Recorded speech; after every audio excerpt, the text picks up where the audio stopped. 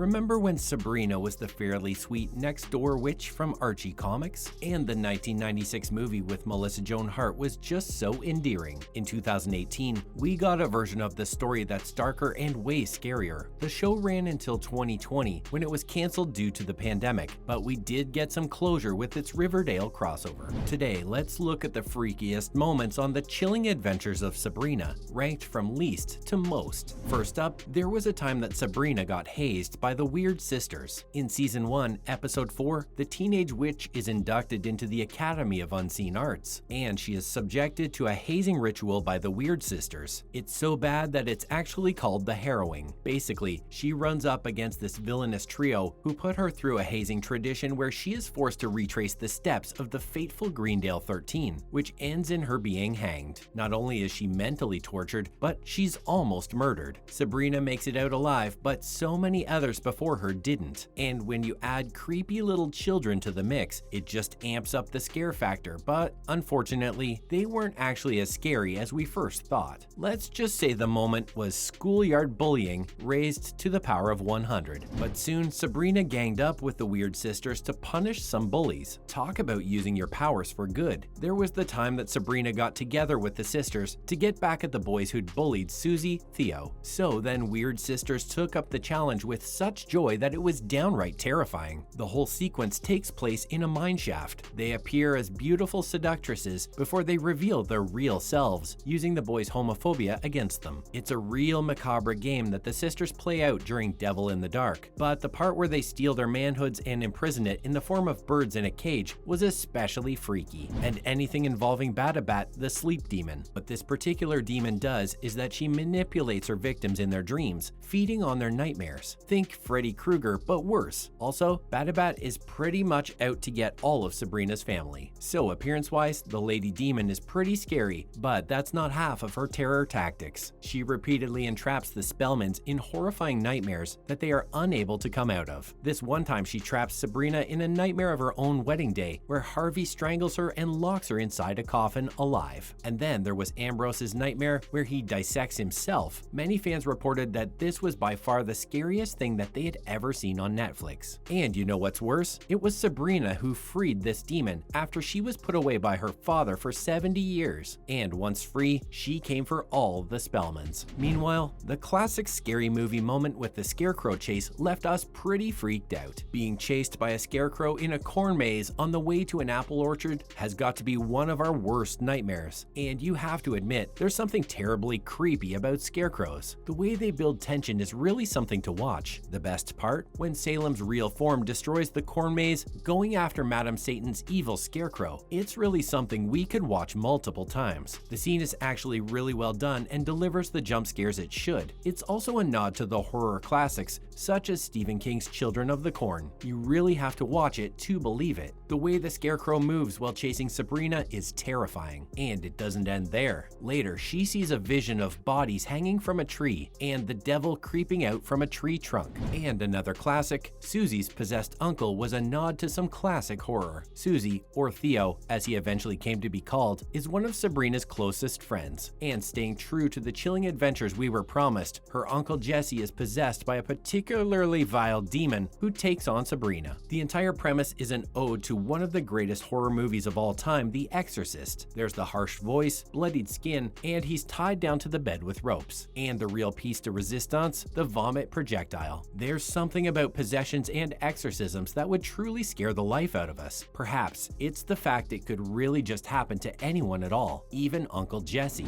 Let's not forget the time that Sabrina burned the witches. Yikes. As Sabrina becomes a more powerful witch, her newly upgraded powers have some pretty horrifying potential, especially when she burns her own kind to death, which is super twisted and macabre to say the least. But honestly, the 13 witches who want to exact revenge on Greendale do deserve it, and the teenage witch wasn't about to let them destroy her home and kill her friends. There's also the fact that Sabrina chose to sign the Dark Lord's book, something she'd been avoiding, but she did it for the greater good. Sure, she made her own choice, but it wasn't a fair one. There's something about the blurring of the lines between right and wrong in this situation that makes this this particular incident so devilishly complicated and freaky? And that cannibalistic dinner party at Feast of the Feasts. 2 words, cannibalistic witches. In this bizarre situation called the Feast of Feasts, a bunch of tributes are picked from the witch families. One of these tributes is treated like royalty up until she is eaten by the rest of the coven as a sacrifice. Simply put, the Feast of Feasts is an annual ritual showing a coven's devotion to the Dark Lord. What even? Although her heroine does try to step in to stop this dark tradition, and she does succeed at first, but it doesn't last long as a witch, desperate to be queen, offers herself up as a sacrifice and continues to feed this grisly ritual for another year to come. The original of the sacrifice is somewhat noble, but just watching the coven's bloodlust peak as they feast on one of their own is grisly and twisted in so many ways. But the Minotaur and the hanging witches was another level of fear we didn't see coming. There's something about this ancient monster that's just so chilling. He keeps appearing in horror stories, shows, and movies, and still inspires the same kind of creeps. Remember when he made an appearance in American Horror Story Coven? And when Sabrina sees the monster move towards her in a trail of fire, it is compellingly terrifying. And if that wasn't enough, the episode also features a bunch of hanging dead witches in the trees, like the strange fruit of the slavery days. Just the way that Sabrina weaves through the bodies is spine-chilling. The dead hanging witches are also foretelling what Sabrina is about to do when she burns the witches. While the hanging bodies are a nightmare worthy on their own, the sequence also reminds us of The Conjuring. Meanwhile, the gory murder that Sabrina commits had us speechless, and not in a good way. Our favorite witch takes out Agatha like it's nothing. What makes it creepy is that Sabrina thinks she can fix it, but she's not able to.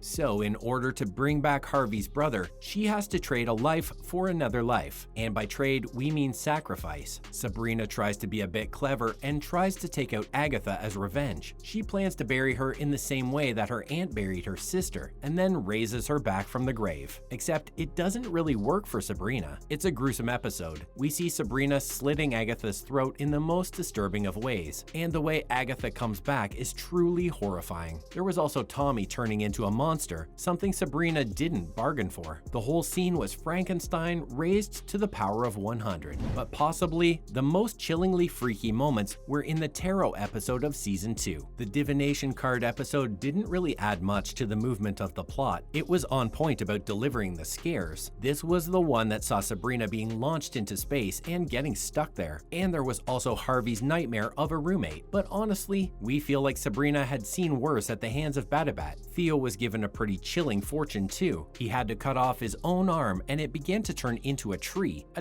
Roz's new set of eyes was also taken from another girl who was left blind. Chilling? We think so. What's really extraordinary about the chilling adventures of Sabrina was the way it wove in so many classic horror movie conventions that it had us screaming for more while paying tribute to the scares that came before it. That's a wrap for this video. Which of these moments from the show did you find the most freaky? Are there any we may have left out? Let us know in the comments below. Make sure to give this video a thumbs up and subscribe to our channel for more videos like this. See you in the next one.